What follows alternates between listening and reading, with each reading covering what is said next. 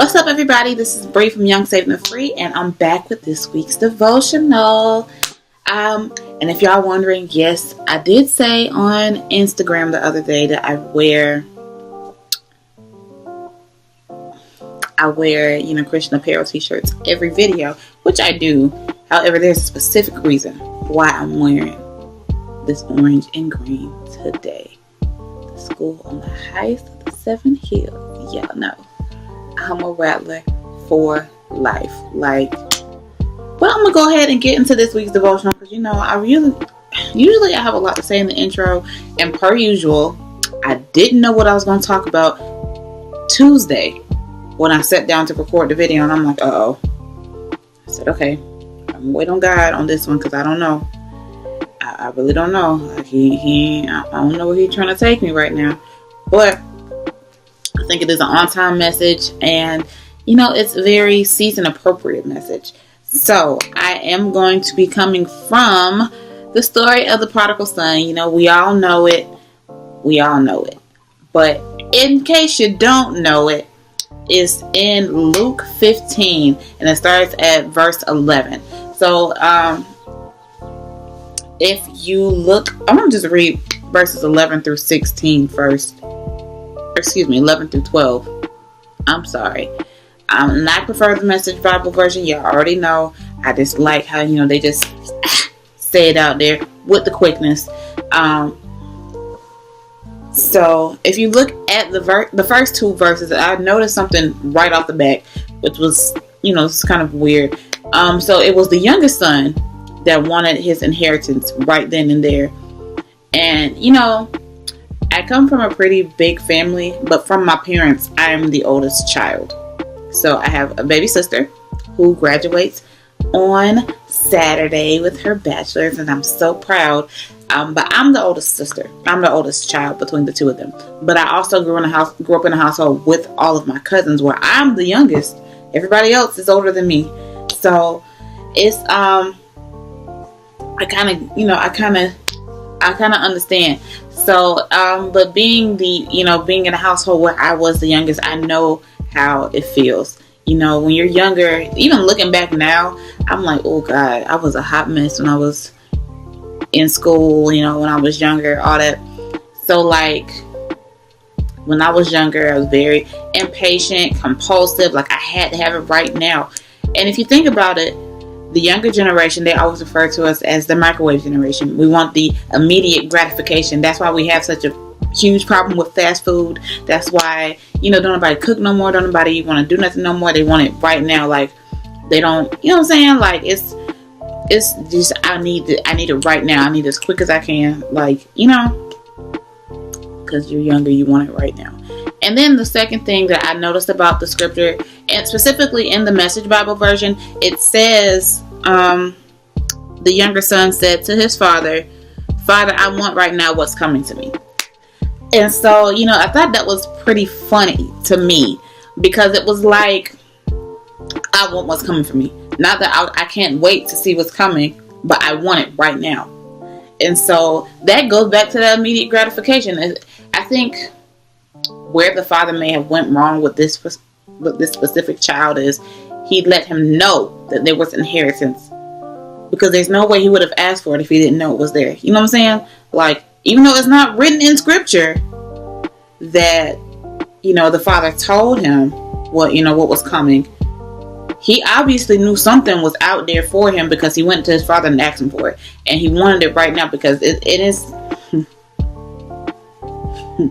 Sorry, I just had a thought about something that kind of deals with this situation. So it was like he wasn't willing to wait. And so I think, in general, I think God only shows us little bits of our future here and there. I've seen a lot of my future. I haven't seen the things that I wanted to see per se. But when it comes to ministry, when it comes to my family, I've seen a lot. I haven't seen a lot when it comes to my actual career. But when it comes to my family and comes to, what I'll be doing in ministry, I've seen it. He's already showed it to me. And because it's not something that I necessarily desire, per se. It's not my desire to be. I like to be more behind the scenes. Like, I like the fact that I can do YouTube and other things, but God has shown me what exactly I'll be doing in ministry, and I'm like, I'm not so excited to get there. You know what I'm saying? Like, you know, if it's something like God has shown me my wedding. It wasn't just a dream. It wasn't just, you know, something. He showed it to me several times. And I'm like, okay, God, well, who is it? And I get excited because I love weddings. I love, like, but I'm not the same way when it comes to the ministry. I'm like, I can wait on that stuff. I'm not really ready for that. I don't think I'm ready for that. God, you saying you think I'm ready, but I'm like, you sure? Because I just cussed this girl out last week, and you want me to do that? Nah, bro, I'm good. Like, I shouldn't tell God no, but I'm just gonna be honest. But I don't even really know why I'm talking about this right now. But you know, when you see something that you really, really desire, and you know that you really, really want it, you don't want to wait anymore. Like, I remember when my parents took me car shopping indirectly. Let me tell you what happened. So I got into a car accident when I was 16. I totaled the car. It was my mom's old car. It was like a 95 Volvo. Like, it was riding though. Like, she was riding. But when I crashed the car, my dad was using the car every Sunday to go pick up this older man from that was going to our church at the time. And so when I crashed the car, I was like, well, we got to replace the car because I still got to go pick up so-and-so. I knew the car was for me because I had told my parents years ago that I wanted a Honda Accord. I was like 13 or 14. I think I was 13 when I told them that.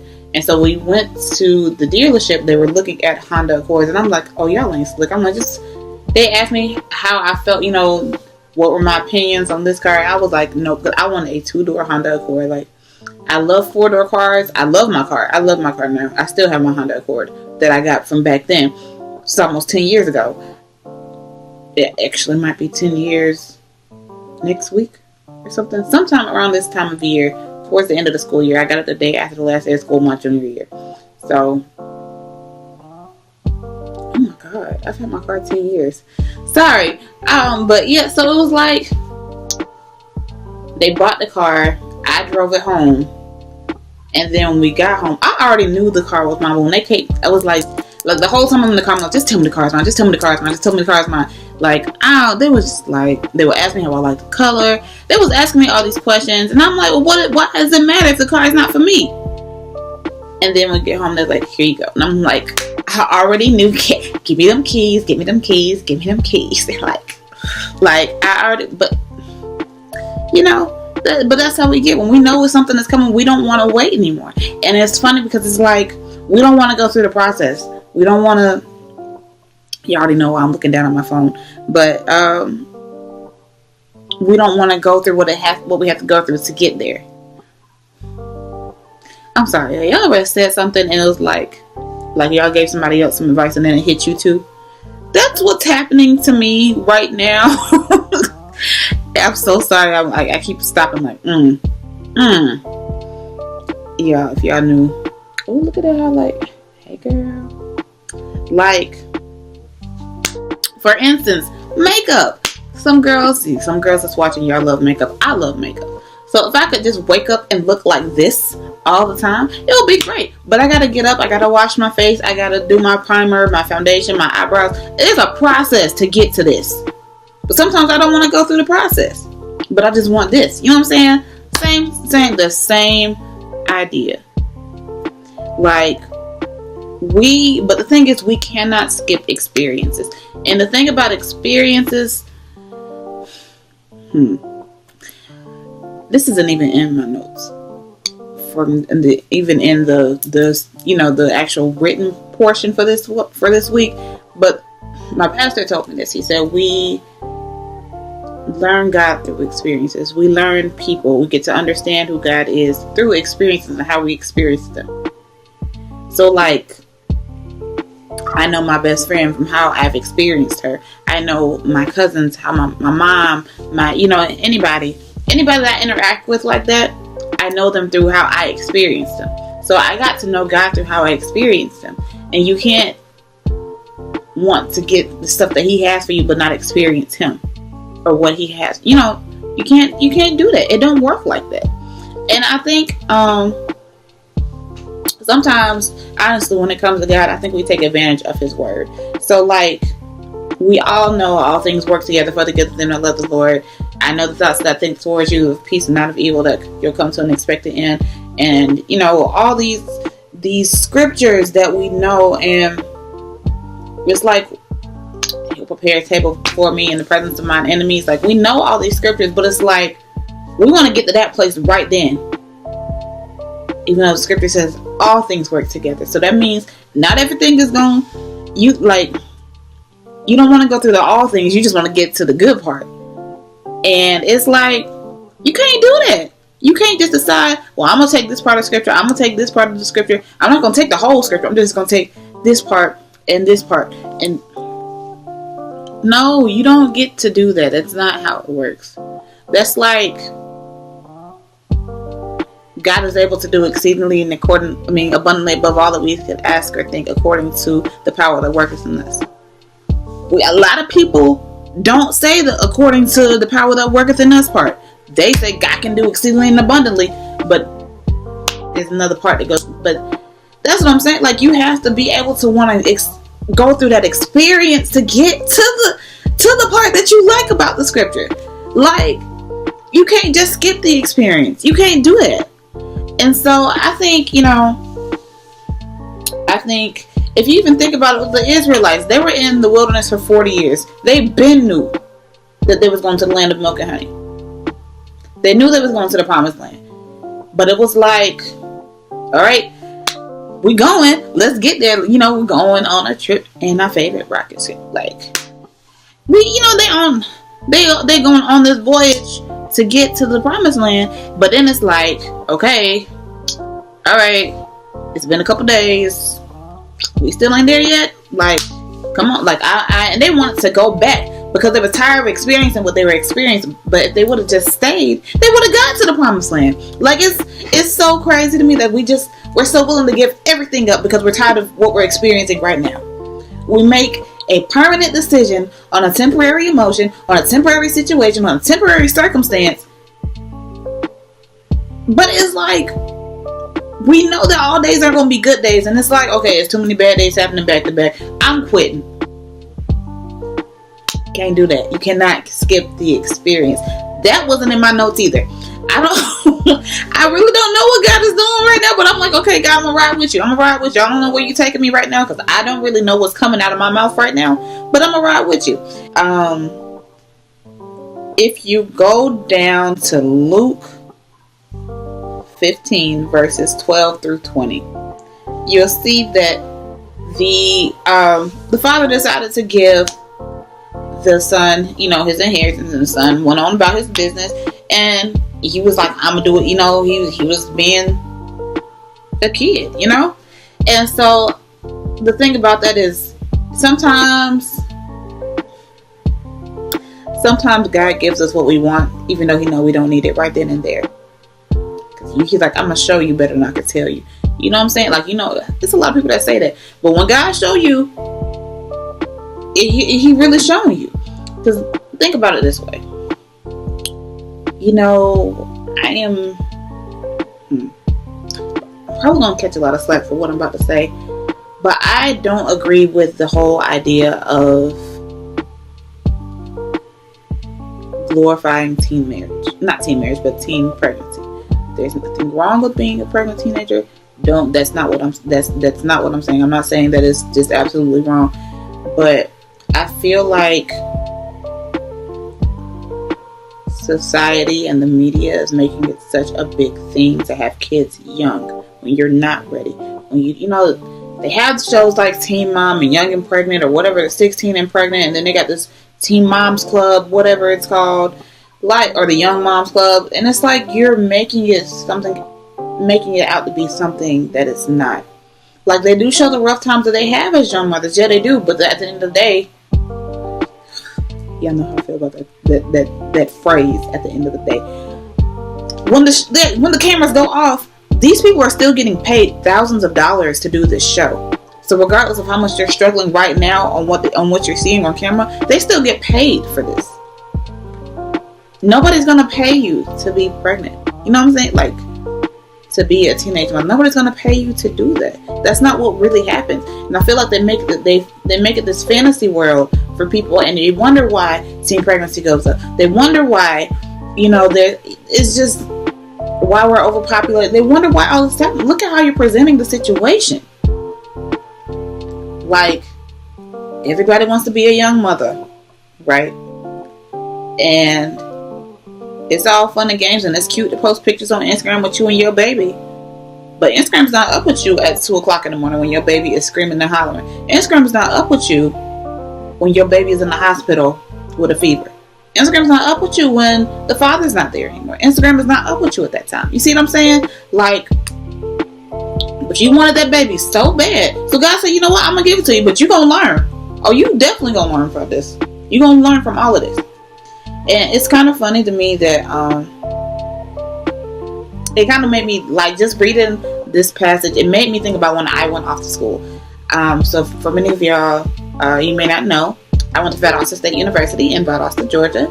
And I had just turned 18 when I left. So I was really like, I'm grown. Can't nobody tell me nothing. My mama can't tell me what to do. Blah, blah, blah. Like, it's just, you was feeling yourself. You like, I'm on my own. I ain't got to worry about nothing. I just got to class. I can party whenever I want to. I only got class Monday through Friday. So whatever I want to do outside of that, that's my business.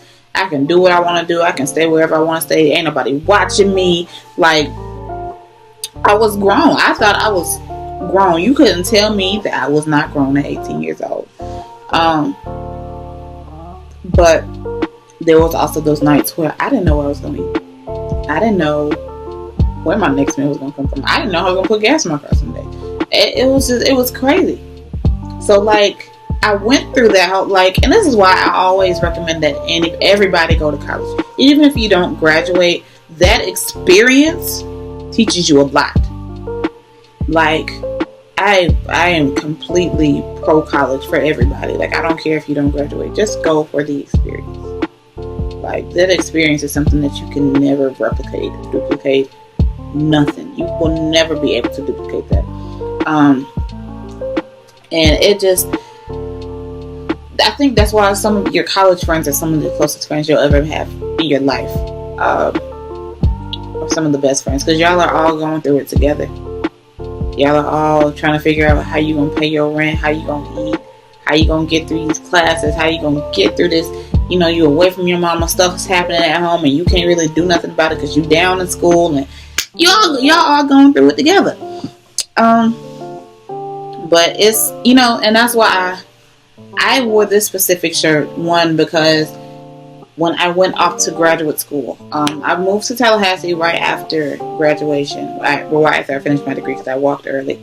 And I said, I'm not going home. I'm not going back to Augusta. I refused to go back to Augusta. So I went to Tallahassee. Everything was going great. And then something happened and I had to go back home.